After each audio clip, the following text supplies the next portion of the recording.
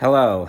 I hope you'll forgive my somewhat more than usually disheveled appearance today. I am quite ill, but in a sense, that's appropriate because in the period that we are considering today, the United States was terminally ill. From the moment the Treaty of Guadalupe Hidalgo added the vast new territories of the West to the United States, the clock began ticking toward civil war. The question of whether or under what terms slavery would be permitted in these new territories tore the country apart. It drove the tensions over slavery sky high. And Northerners and Southerners each both began to see the other as an existential threat. So first, I want to cover kind of the cultural and social outlines of this divide, what the attitudes were becoming in the South and what they were becoming in the North, which we've already touched on a little bit in earlier videos. And then I want to get into a pretty narrow list of some of the key events that led up to the Civil War. This is a dense video. It packs in a lot of information. But I've tried to make it as clear and concise and straightforward as possible so that you will come away with this, from this, hopefully knowing a lot more than the average American about what actually caused the Civil War. So in the North, in the antebellum period, in the pre-war period, I'd say there were two broad groups that were really concerned about the spread of slavery to the West. So one was the abolitionists and their sympathizers in the wider public. These were people who were especially part of the evangelical Christian movement. They tended to be more middle class, more concentrated in cities like Boston, although not exclusively so. William Lloyd Garrison was one leader who we talked about. Another who you read a snippet from in our module on the Market Revolution, I believe, was Frederick Douglass. He was a young man who had escaped slavery in Maryland and made his way north. He was part of a small community of such refugees that was developing in northern cities who made their way out of slavery via the proverbial Underground Railroad, not a literal railroad, of course, but a network of safe houses and activists, people like Harriet Tubman, who you may know about, involved in leading this movement to smuggle people out of slavery to safe havens in the North. The very presence of these people in northern cities and the fact that they were more or less sheltered there created tension between the North and South, demonstrated the willingness of many Northerners to challenge Southern claims to such property. It's important to understand the abolitionists and their sympathizers didn't necessarily share the values of progressives today, even though people with progressive politics today, indeed most people, would tend to see them as something of kindred spirits. Evangelical religion was a very important part of what motivated them. This went along with a hostility to Catholic immigrants. There was an important overlap between abolitionists and nativists, people who wanted to severely restrict Catholic immigration, particularly, Irish immigration. And Irish immigrants, in turn, were often very hostile to abolitionism and to Black people, and constituted an important part of the group of Northerners who were actually sort of sympathetic to the South. One illustration of the connection between anti-Catholicism and abolitionism is that perhaps the single most important piece of anti-slavery propaganda in American history was a book written by the daughter of Lyman Beecher, who we represented in the last video, an evangelical preacher who is something of a cheerleader for the Mexican-American War. Her name is Harriet Beecher Stowe, and this book was called Uncle Tom's Cabin. Uncle Tom's Cabin, among other things, told the story of an enslaved man named Tom who maintained an ardent Christian faith despite his persecution by a brutal slave master named Simon Legree. It was a very sensational, sentimental, emotional story with a lot of twists and turns. Very, very, very popular. One of the biggest publishing phenomena in American history. very widely read, also adapted to the stage repeatedly. You could think of it in its day as like a big Netflix series that everyone talks about, you know. Uh, and many people were swayed into more sympathy with abolitionism by reading this book, or seeing the play, to the point that Abraham Lincoln is said to have remarked to Harriet Beecher Stowe at one point when the war was underway that she was the little woman that wrote the book that started this great war. That's how influential it was. Uh, but the other important group that opposed slavery spreading west are what are sometimes called free soilers. Uh, and this was a larger group, at least, than the diehard abolitionists, for sure.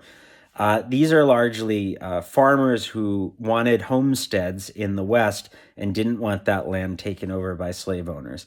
They did have moral oppositions to slavery too, weren't so much rooted in the kind of human rights concerns that would motivate us today, but they did think that slave owners who live off the labor of others were sort of objectionable people, contrary to the democratic spirit of America. Many of these people were at first Democrats who admired Jackson and Jefferson. They emphasized the populist pro-labor side of that tradition more than the states' rights aspect, and certainly more than the fact that both Jefferson and Jackson were, of course, very substantial slave owners. Uh, I haven't mentioned it before now, but in addition to the Democratic Party, there was another party uh, in the 19th century called the Whigs. Broadly, you could say the Whigs were the successor to the Federalist Party, and the kind of divide of support between Whigs and Democrats was somewhat similar to that between Democrat Republicans and Federalists, that the Whigs were the more elite, favored by the Northeastern merchant and business and industrial class, and that Democrats tended to be supported more by the working class, people in rural areas, and also slave owners in the South.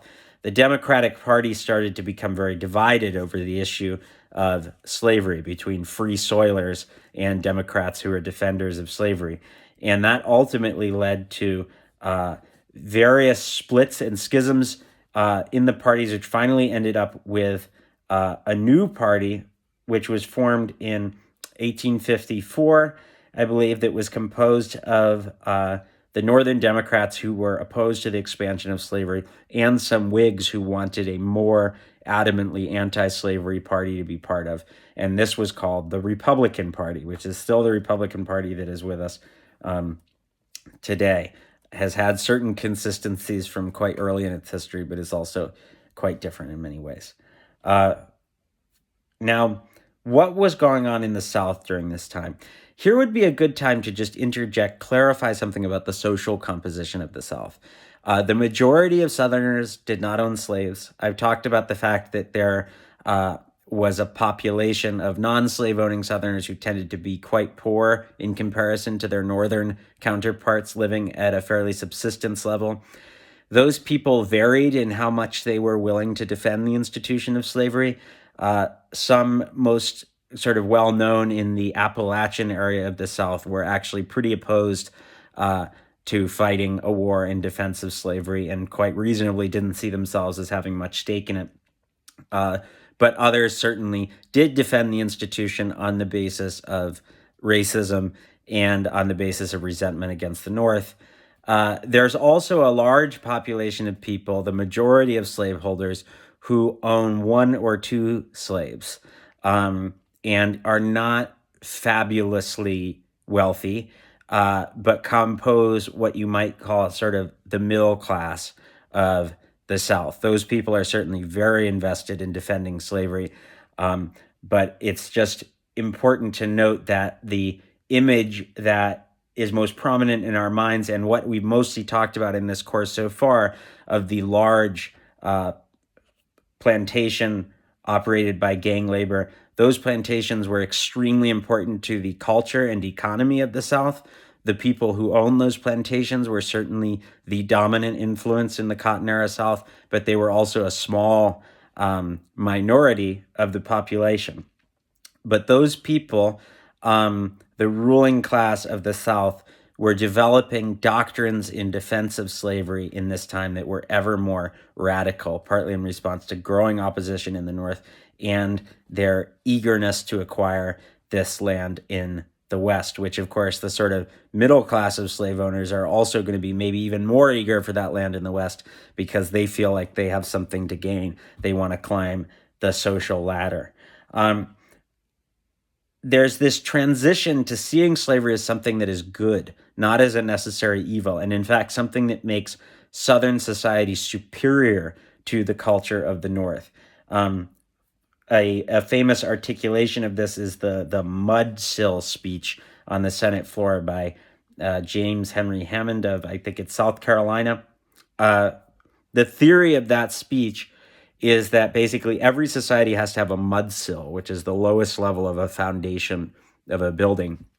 That is, they have to have a class that does the work that nobody else wants to do.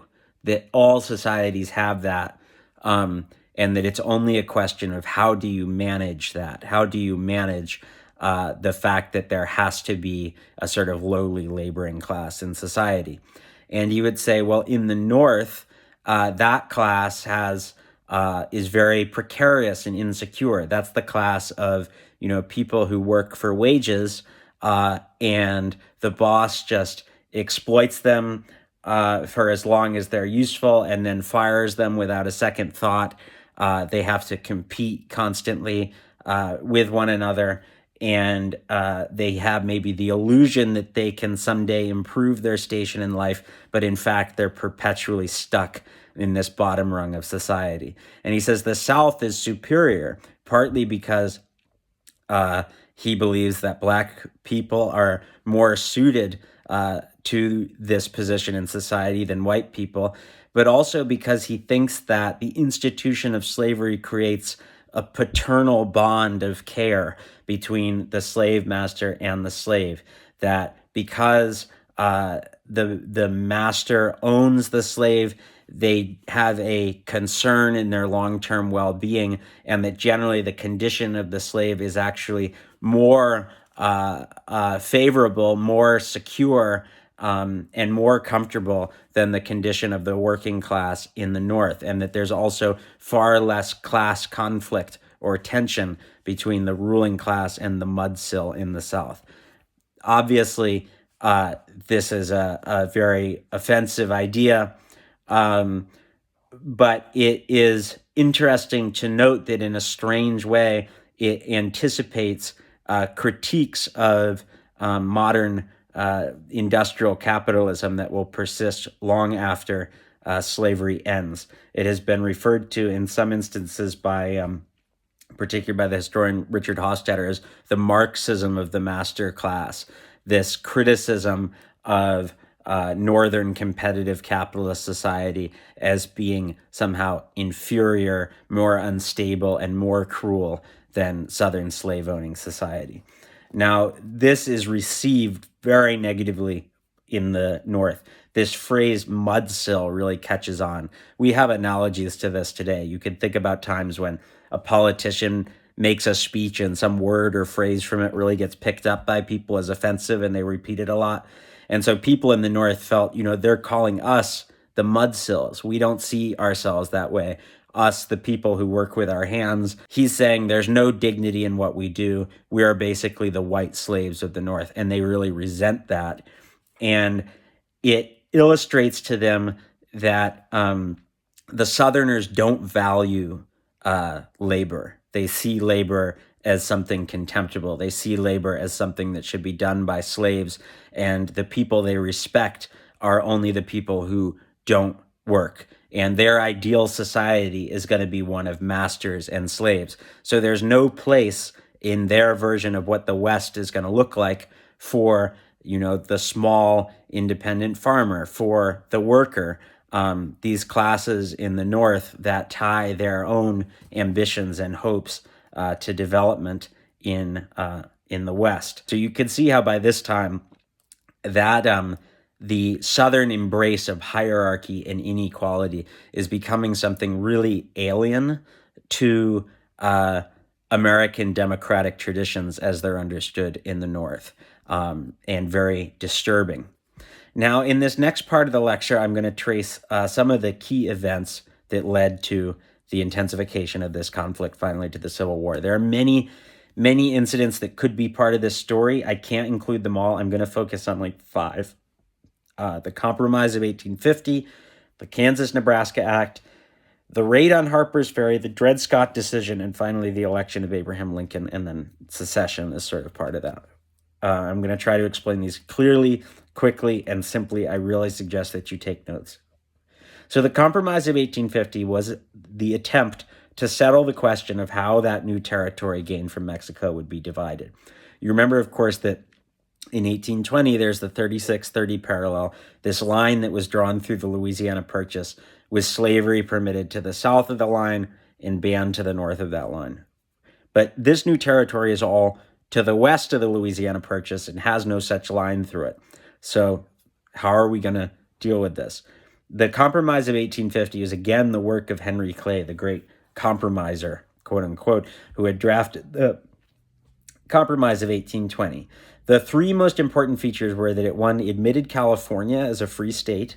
It created a new fugitive slave law that made it a crime for any government official or law enforcement officer not to aid in capturing an escaped slave. And 3, it established the principle of what was called popular sovereignty for the territories of New Mexico and Utah. And that meant that the residents of those territories could vote on whether, when they were admitted as states, they should be permit slavery or not, whether they should be slave or free states. Leave it to the people who live there. Seems like a good idea. As it turns out, you'll see it didn't have the results that were anticipated. Unlike the Compromise of 1820, this compromise really didn't please anyone. Slave owners had really wanted California with its access to the Pacific. Northerners were very enraged that officers in their states would be required to help recapture escaped slaves for Southerners. As I said, there were these refugee populations in the North that people were generally inclined to protect. They did not want to have any part of enforcing and protecting slavery.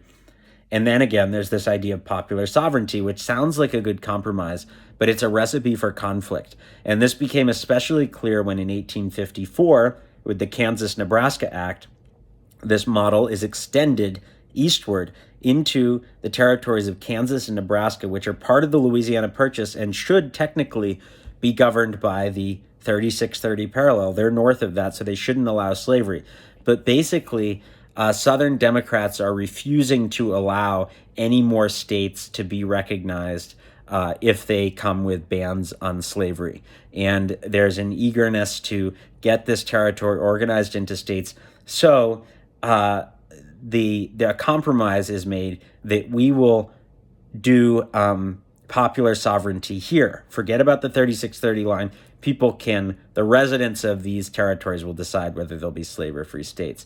The unanticipated consequence of this is that tons of pro-slavery and anti-slavery activists start moving to these places to try to influence this vote. And quickly, they don't just confine themselves to political activism, they start getting violent, extremely violent. There are all kinds of atrocities, raids, murders, massacres that happen, particularly in Kansas, which earns the nickname of Bleeding Kansas as a result. One of the most prominent figures in the anti-slavery or Jayhawk side in Kansas is a man named John Brown.